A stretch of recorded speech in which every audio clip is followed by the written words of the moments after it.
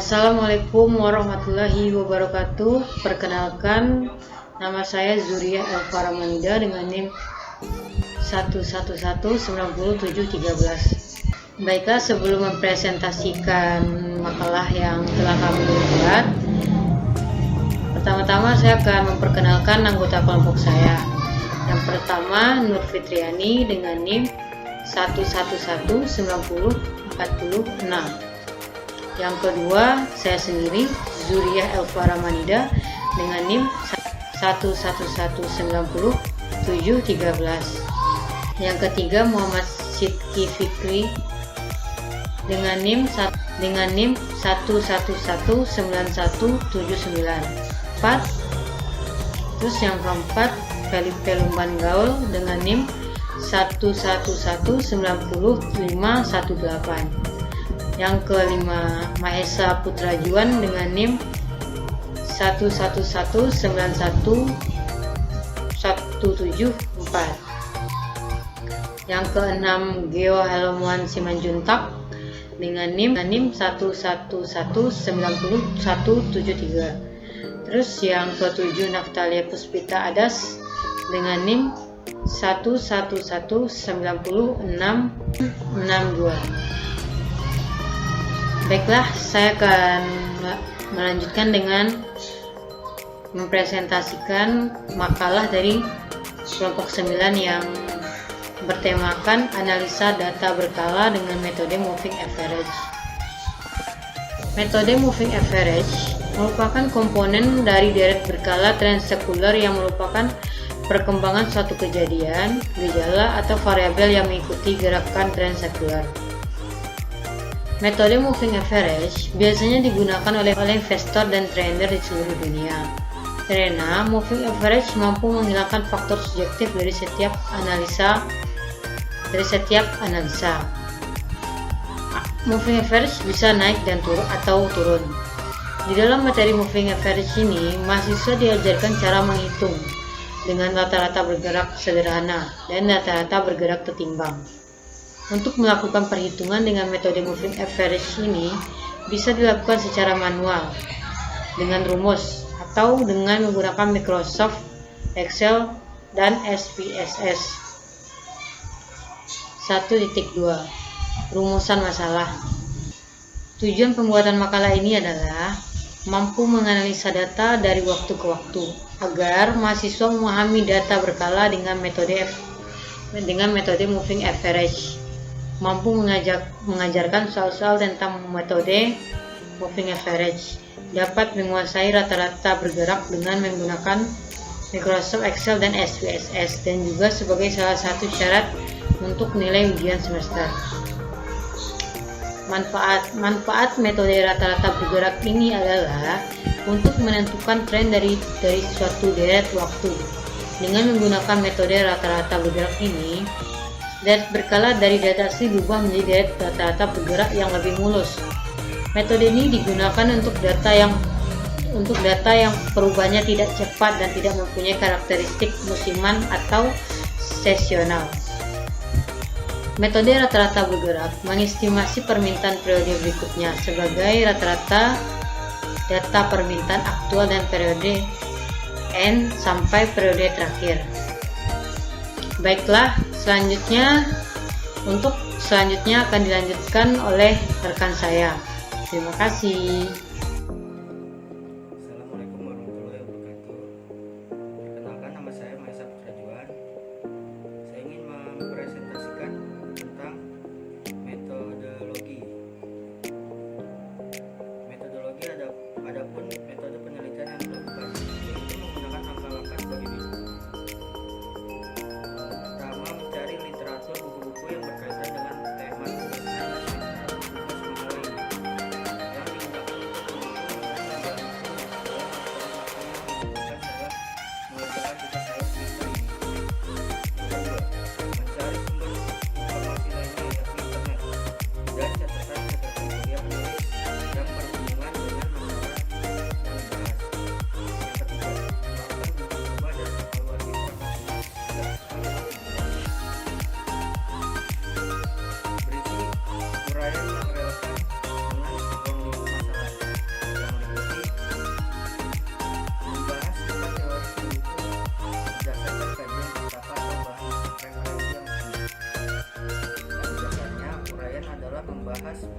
permasalahan dengan alternatif pemecahan masalah yang dikaji yang dapat dibantu dengan faktor pendukung atau penghambat, serta penambahan soal-soal analisa data berkala dengan metode moving average. Selain itu, penulis memberikan contoh cara menerapkannya dalam data sekunder dengan menggunakan Microsoft Excel presentation. Analisa data deret berkala atau time series. Data berkala, data deret waktu adalah data yang dikumpulkan dari waktu ke waktu untuk menggambarkan perkembangan suatu kegiatan atau sekumpulan hasil observasi yang diatur dan didapat menurut urutan kronologis waktu, misalnya perkembangan produksi, harga barang, penjualan, jumlah penduduk, dan lain-lain. Data berkala memungkinkan kita untuk mengetahui perkembangan suatu atau beberapa kejadian serta pengaruhnya atau hubungan terhadap kejadian lain. Dengan data berkala, kita dapat membuat ramalan berdasarkan garis regresi atau garis trend. Data berkala terdiri dari komponen-komponen, sehingga dengan analisis data berkala kita dapat mengetahui masing-masing komponen atau bahkan menghilangkan suatu atau beberapa komponen. Karena ada pengaruh dan komponen data berkala selalu mengalami perubahan-perubahan sehingga apabila dibuat grafik akan menunjukkan adanya fluktuasi. Komponen data berkala. Ada 4 komponen gerak atau variasi data berkala, yaitu yang pertama, gerak jangka panjang atau tren. Suatu gerakan yang menunjukkan arah perkembangan atau kecenderungan secara umum. Arahnya bisa naik atau turun. Garis tren ini juga sangat berguna untuk membuat ramalan atau forecasting. Tren juga umumnya mengikuti gerakan yang lamanya sekitar 10 tahun atau lebih. Berikut contohnya, grafik tren jangka panjang. Tren dibedakan menjadi dua jenis, yakni tren linear mengikuti pola garis lurus, D sama dengan A plus BT. D. Tren non-linear mengikuti pola lengkung, parabola, eksponensial, logaritma, dan lain-lain. Baiklah, saya akan menunjukkan perkenalkan nama saya Tri Pendung Jawa dengan NIM 121/2018. Peramalan adalah merupakan suatu dugaan atau perkiraan tentang terjadinya suatu keadaan di mana depan, tetapi dengan menggunakan metode-metode tertentu, maka peramalan akan menjadi lebih sekedar perkiraan.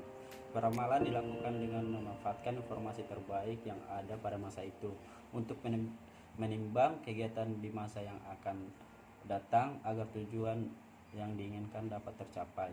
Adapun manfaat dari peramalan adalah sebagai berikut. 1. Membantu agar perencanaan suatu pekerjaan dapat diperkirakan dengan secara tepat. 2. Merupakan suatu pedoman dalam menentukan tingkat kesediaan perencanaan dapat sebagai masukan untuk menentukan jumlah investasi. 3. Membantu menentukan pengembangan suatu pekerjaan untuk periode selanjutnya. Teknik dan jenis-jenis peramalan. 1. Suatu peramalan faktor yang menentukan hasil peramalan. 3. Pola data sebagai aspek. A. Metode kualitatif, yaitu peramalan yang didasarkan atas kualitas pada masalah hasil peramalan yang dibuat dan tergantung pada orang yang menggunakannya. B. Metode peramalan secara kualitatif dapat dibagi menjadi satu metodologi. Sekelompok pakar menjadi kuesioner dilakukan untuk membawa dunia dan menjadi suatu kuesioner baru dan diisi kembali oleh kelompok tersebut, sedemikian seterusnya. 2. Dugaan manajemen atau manajemen estimate atau panel konsensus, di mana peramalan semata-mata berdasarkan pertimbangan manajemen, umumnya oleh manajemen senior. 3. Riset pasar atau market research merupakan metode peramalan berdasarkan hasil-hasil survei pasar yang dilakukan oleh tenaga-tenaga pemasok atau yang dilakukan. 4. Metode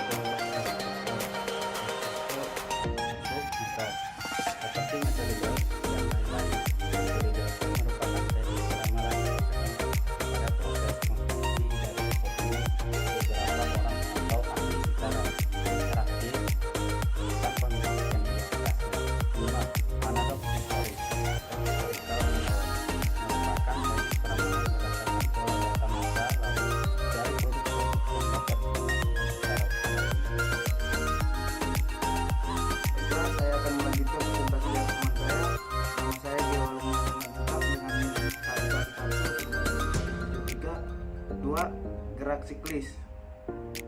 A. Gerakan atau variasi jangka panjang di sekitar garis tren berlaku untuk data tahunan. Gerakan siklis bisa berulang setelah jangka waktu tertentu, setiap 3 tahun atau 5 tahun atau bisa lebih. B. Gerakan siklis melukiskan terjadinya 4 fase terjadi dalam jangka waktu tertentu, yakni kemajuan, kemunduran, depresi, dan pemulihan. 3. Gerak musiman. Gerak musiman terjadi lebih teratur dibandingkan gerak siklis dan bersifat lengkap. Biasanya selama 1 tahun kalender, gerakan ini berpola tetap dari waktu ke waktu. Faktor utama yang menyebabkan gerakan ini adalah iklim dan kebiasaan. 4. Gerak irregular atau faktor RCD atau gerak tak teratur. A.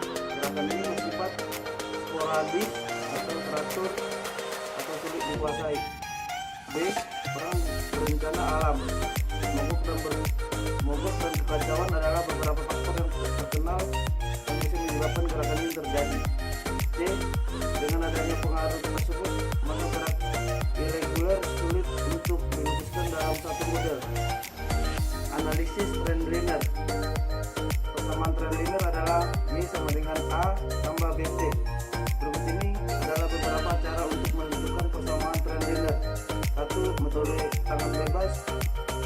Langkah-langkah.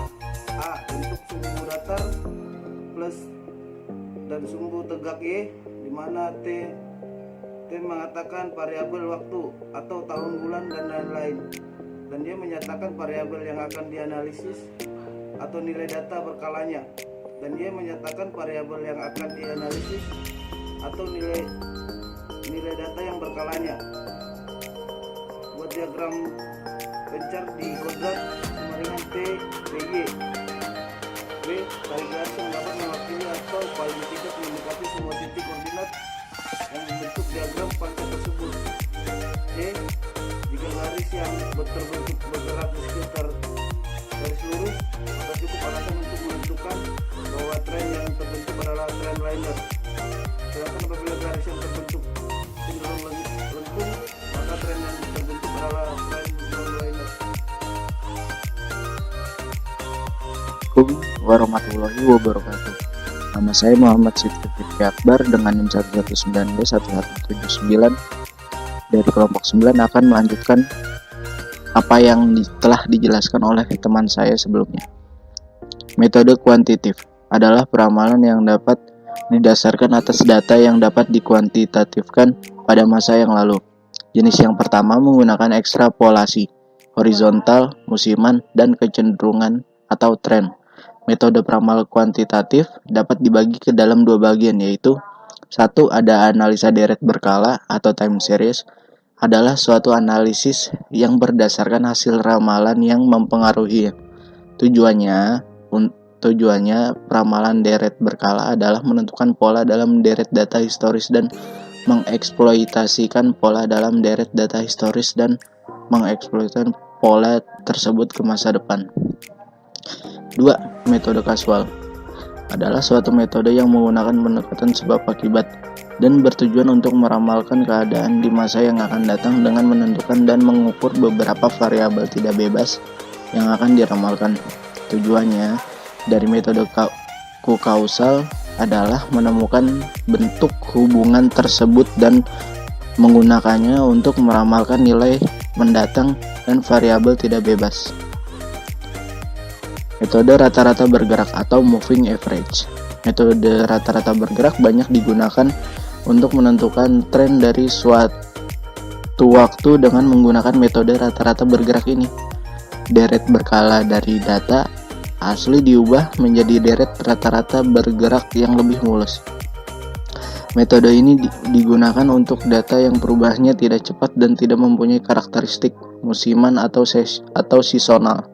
Metode rata-rata bergerak mengestimasi permintaan periode berikutnya sebagai rata-rata data permintaan aktual dari periode terakhir.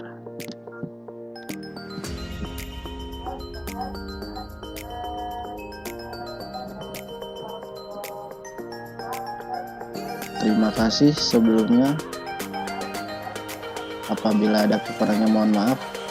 Penjelasan selanjutnya akan dilanjutkan oleh teman saya. Terima kasih. Wassalamualaikum warahmatullahi wabarakatuh. Assalamualaikum warahmatullahi wabarakatuh. Saya atas nama Naftalia Puspita Adas dengan NIM 111900662. Langsung kita masuk saja ke contoh metode rata-rata bergerak atau moving average. Pada perusahaan PT ZZYY yang bergerak di bidang manufacturing ponsel ingin meramalkan penjualan ponsel untuk bulan April dan Mei dengan menggunakan data bulanannya yang dimulai dari bulan Januari. Periode rata-rata bergeraknya adalah 3 bulan. Berikut ini adalah cara dan hasil perhitungannya. Di sini kita melihat tabel penjualan pada bulan Januari yaitu 22.500, bulan Februari yaitu 37.500, dan pada bulan Maret yaitu 30.000. Langsung kita masuk saja ke penyelesaiannya. Di sini saya menghitungnya secara manual saja ya.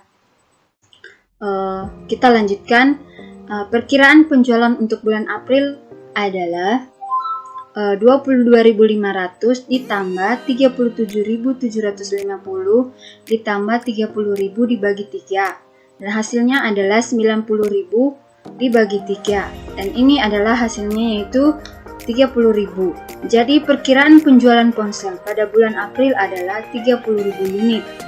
Kita dapat melanjutkan lagi untuk bulan Mei dengan menggunakan data perkiraan yang dihitung tersebut atau dengan menunggu hasil aktual pada bulan yang bersangkutan.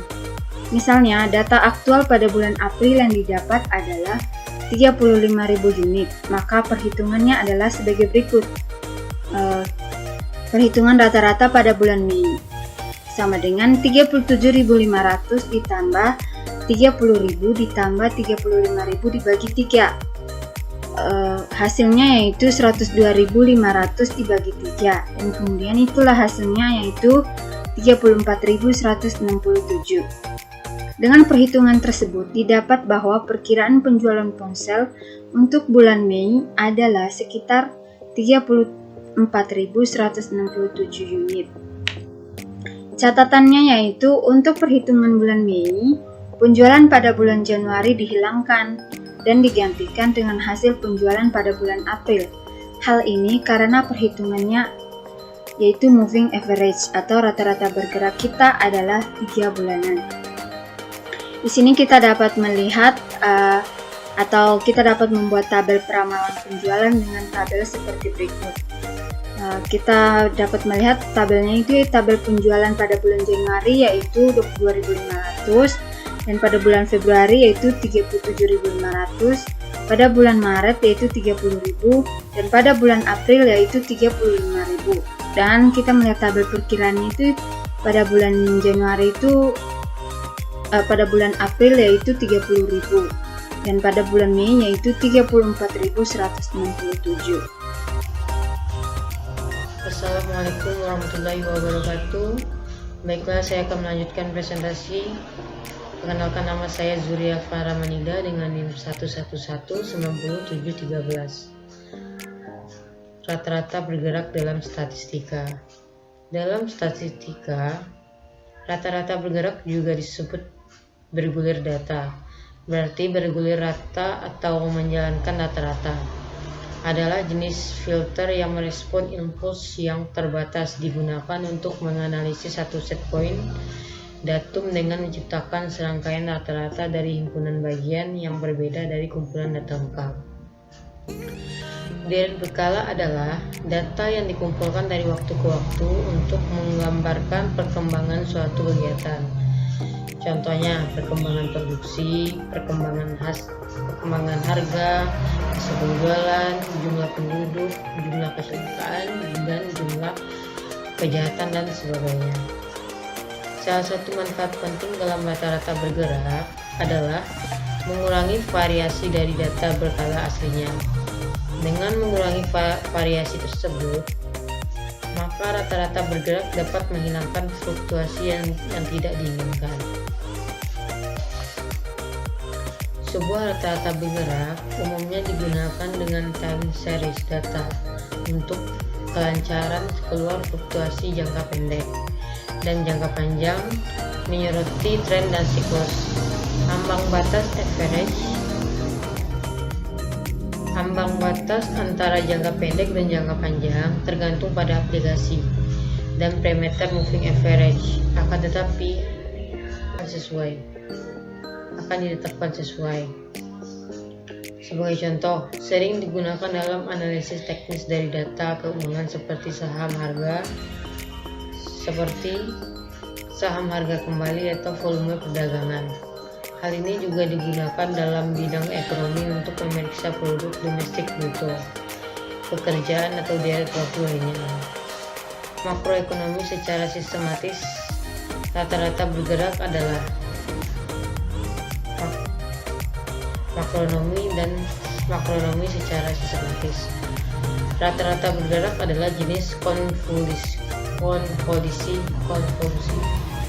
Rata-rata bergerak adalah jenis konvolusi dan sehingga dapat dinilai sebagai contoh dari low pass filter yang digunakan dalam memproses sinyal.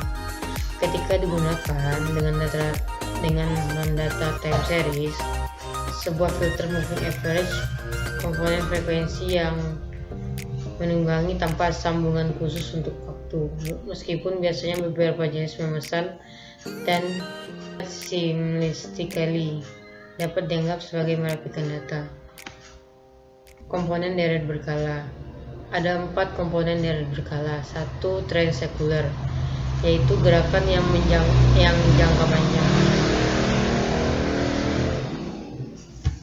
1. Tren sekuler yaitu gerakan yang berjangka panjang, lamban seolah-olah alun ombak dan berkecenderungan menuju ke satu arah naik atau menurun. Ciri-ciri tren sekuler umumnya meliputi gerakan yang lamanya 10 tahun atau lebih.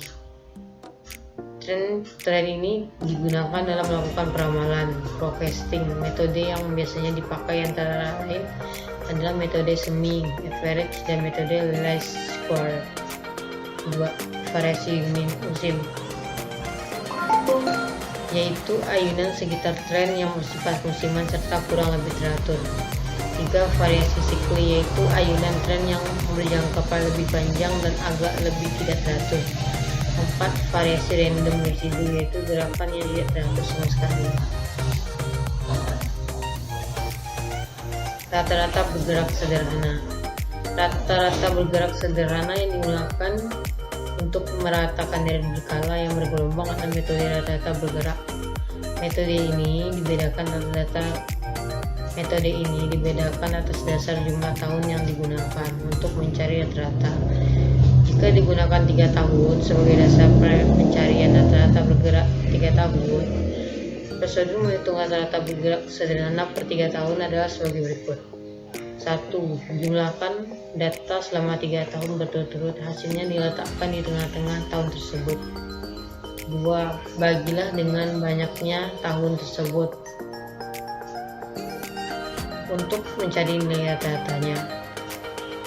Jumlahkan data berikut selama 3 tahun berturut-turut dengan meninggalkan tahun yang pertama. Hasilnya diletakkan di tengah-tengah tahun tersebut dan bagilah dengan banyak tahun tersebut, dan seterusnya sampai selesai. Kelemahan dari metode ini adalah metode ini memerlukan penyimpanan yang lebih banyak karena semua pengamanan terakhir harus disimpan, tidak hanya nilai rata-rata. 2. Metode ini tidak dapat menanggulangi dengan baik adanya tren atau musiman. Rata-rata bergerak ketimbang. Umumnya, timbangan yang digunakan bagi rata bergerak ialah koefisiensi binomial. Rata bergerak per 3 tahun harus diberi koefisiensi 1, 2, 1 sebagai timbangannya. Prosedur menghitung rata bergerak tertimbang per 3 tahun sebagai berikut. 1. Jumlah data tersebut selama 3 tahun berturut-turut secara tertimbang. 2. Bagilah hasil penjualan tersebut dengan faktor pembagi 1 ditambah 2 ditambah 1 sama dengan 4. Hasilnya diletakkan di tengah-tengah tahun tersebut, dan seterusnya sampai selesai. Terima kasih. Baiklah, itulah hasil presentasi dari kelompok 9. Kalau ada salah dan ada kurangnya mohon dimaafkan, dan kalau ada kritik dan saran tolong disampaikan dengan baik dan benar, dan terima kasih. Assalamualaikum warahmatullahi wabarakatuh.